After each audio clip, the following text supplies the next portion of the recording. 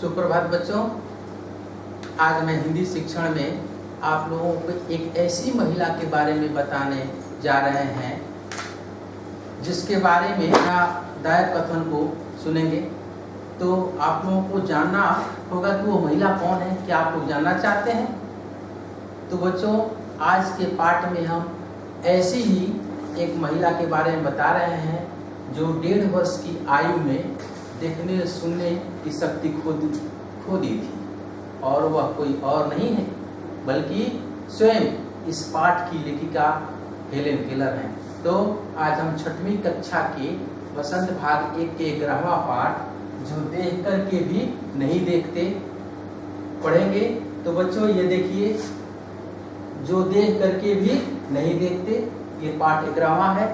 अब हम इसकी लेखिका स्वयं हेलेन केलर हैं और इनके बारे में हम थोड़ा जान लेना चाहते हैं कि हेलेन केलर कौन थी।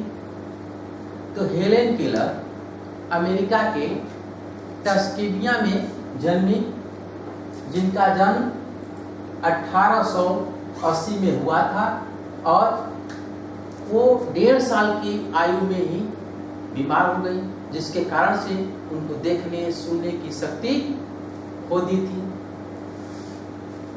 उनके माता पिता चिंतित थे कि उन्हें एक ऐसे शिक्षक की जरूरत है जो इनको पढ़ा सके, चूंकि वह अपने लिए या समाज के लिए एक चुनौती के रूप में थी। उनके माता पिता ने ऐसे शिक्षक की तलाश की। काफी संघर्षों के बाद एक शिक्षक मिले जिनका नाम था एनी सुलिवान।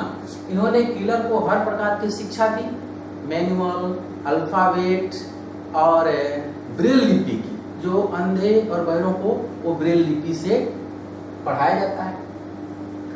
प्रारंभिक शिक्षा तो पूरी की, किंतु उनके अंदर वो जिज्ञासा थी कि वो सभी तरह की पढ़ाई करें, और इन्होंने आगे पढ़ने के लिए 1902 में स्नातक की पढ़ाई करने के लिए हेलेन केलर ने रेड क्लिफ कॉलेज में दाखिला किया और वहाँ पर अन्य सामान्य छात्रों के साथ वो रही, और सामान्य छात्र को रहते रहते पढ़ते पढ़ते उनके अंदर लिखने की जिज्ञासा जागी, लिखने लगी, और उन्होंने एक ऐसी पुस्तक लिखी जो उनको प्रसिद्धि दी, और वह पुस्तक कौन थी?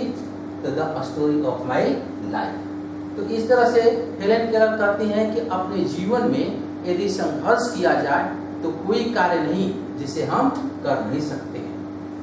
यही सोच करके हेलेन केलर ने समाज के हित के लिए कदम बढ़ाया और वो अपने लोगों को जागरूक करने के लिए निकल पड़ी। तो बच्चों, ये हेलेन केलर की इस कहानी को पढ़ करके और हमारे अंदर भी ये आगे बढ़ने की एक तमन्ना जागेगी। नहीं देंगे कि हमें ये चीज नहीं है, बल्कि अल्प साधन में भी हम अधिक से अधिक करने का प्रयास करेंगे। तो चलिए हम इस पाठ की ओर चलते हैं। इस पाठ में लेखिका क्या कहती है, जरा इनके बारे में समझिए। जब कोई जंगल से सैर करके लौटता है, उनकी सहेलियां तो वो पूछती हैं कि आपने जंगल में गया तो क्या देखा? यह सुन तो उनको जवाब क्या मिलता है? वैसे कुछ खास नहीं। यह सुन करके लेखिका को आश्चर्य होता है। आश्चर्य क्यों होता है कि भाई कोई जंगल से घूम के आया, अच्छे अच्छे दृश्य, प्राकृतिक सौंदर्य देख कर आया होगा तो जरूर उसका वर्णन करेगा, लेकिन यहाँ पर सुनने को मिलता है कि कोई खास नहीं। एक से दो से नहीं, अनेकों लोगों से यही सुनी, और यह सुनते सुनते उनकी आदत पड़ गई, अभ्यस्त हो गई, और वह मन में यह कल्पना बैठा ली कि जिसके पास आंख है वे लोग अक्सर कम देखते हैं, जबकि जो जंगल में घूमने जाएगा, और ऐसा कैसे हो सकता है कि वह कहे कि कोई खास चीज नहीं।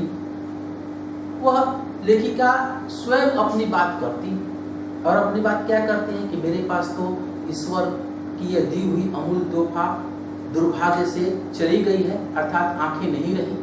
तो प्रकृति में विद्यमान सैकड़ों चीजों को लेखिका कहते हैं कि हम छू करके पहचान लेते हैं। कौन कौन सी चीजें छू करके पहचान लेती हैं? देखिए, ये फूल है और ये कितना खूबसूरत फूल है। इसकी घुमावदार पंखुड़ियां, हमको देखने में सुंदर लग रहा है, क्योंकि हमारे पास आंख है, लेखिका के पास आंख नहीं है, तो वो कैसे महसूस कर सकती है? इसके घुमावदार पंखुड़ियों को स्पर्श करके वो लेखिका इसकी सुंदरता को पहचान लेती है। यही नहीं, भोजपत्र के चिकनी छालों, ये देखिए भोजपत्र है, ये इसके पेड़ के तने से निकला हुआ चिकनी छाल है। ये भोजपत्र के छाल को छू करके इसकी चिकनाई को महसूस कर सकती है। नई कलियां और मखमली घास, ये देखिए घास है, ये मखमल की तरह है, किसी कालीन की तरह, महंगे कालीन की तरह, इसको वह लेखिका स्पर्श करके और अनुभव कर लेती है, उन्हें खुशी प्राप्त है। तो आगे कहती हैं कि अलग अलग चीजें हैं प्रकृति में जो लेखिका को संवेदनशील करता है, तो वो संवेदना का अनुभव करता है, लेकिन जिनके पास आंख है वो संवेदना का अनुभव नहीं करते हैं। ये सब चीजें लेखिका को आनंद देता है, जबकि अन्य लोग कहते हैं कि कुछ खास नहीं। तो जो लोगों के पास ईश्वर का दिया हुआ नेत्र चक्षु को कहते हैं, आंख को नेत्र दिया हुआ है, और फिर भी लोग आस लगाए बैठते हैं। क्या आस लगाए बैठे थे कि अरे उनके पास, मेरे पास कुछ नहीं है, मेरे पास ये नहीं है, मेरे पास वो नहीं है। लेकिन लेखिका का कहना है कि ईश्वर का दिया हुआ ये नेत्र तो आपके पास है। सौंदर्य और लेखिका जिनको ईश्वर के कोप के कारण ये छीन लिया गया है, लेखिका उस सौंदर्य को देखने के लिए बेचैन हो उठती हैं, और वो सोचती हैं कि प्रकृति के इन चीजों को आंख वाले लोग क्यों नहीं देख पाते। तो लेखिका को यह बड़ा दुख लगता है, और दुख की बात, अपने दुख को प्रकट करते हुए कहती हैं कि आंखों के इस अनुपम को लोग साधारण चीज समझते हैं। मनुष्य उन चीजों का कदर नहीं करते हैं जो उनके पास है, बल्कि आस लगाए बैठते हैं जो उनके पास नहीं है।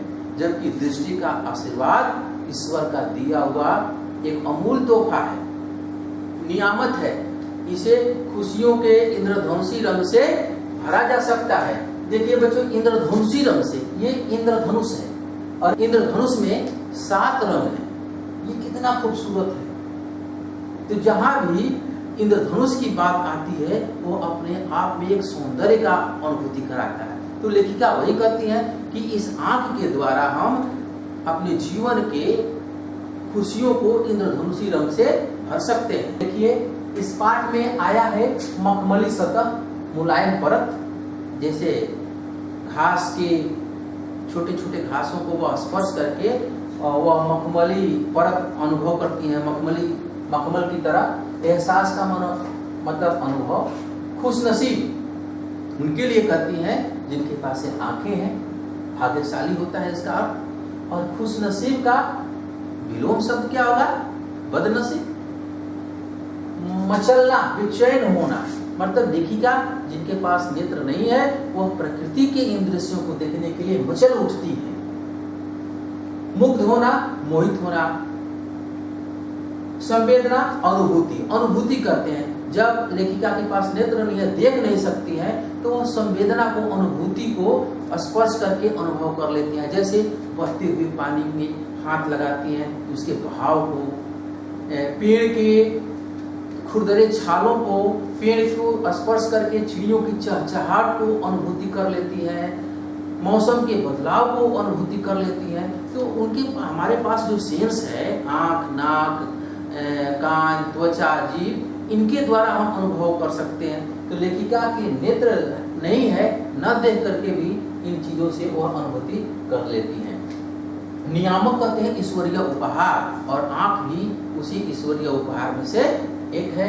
इंद्रधनुषी, अभी आप लोग इंद्रधनुष देखे, इंद्रधनुष के 7 रंग होते हैं, इस बैकग्राउंड में इंद्रधनुषी रंग है।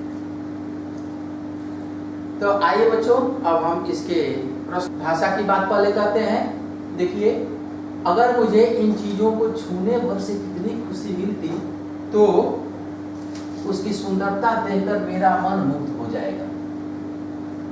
वो सोचती है लेखिका। ऊपर रेखांकित शब्द में किसी भाव और किसी विशेषता के बारे में बता रहा है। ऐसे संसार में संज्ञाएं भाववाचक संज्ञा कहलाती हैं। इससे जुड़ी शब्दों को हम सिर्फ महसूस करते हैं। मतलब भाववाचक संज्ञा किसे करते हैं? तो भाववाचक संज्ञा वो हैं जिसको हम छू नहीं सकते हैं, देख नहीं सकते हैं, बल्कि अनुभव और अनुभूति कर सकते हैं।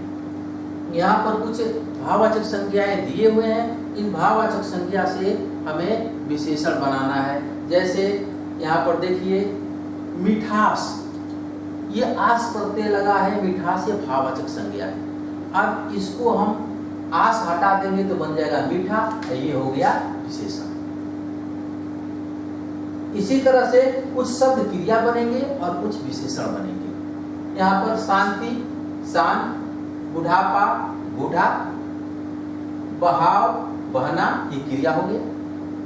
ताजगी, ताजा, मजदूरी, मजदूर, भूख, भूखा।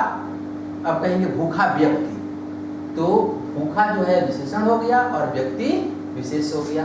भोलापन, भोला, घबराहट, घबराना, फुर्ती, फुर्तीला, क्रोध, क्रोधी, ये विशेषण हो गया।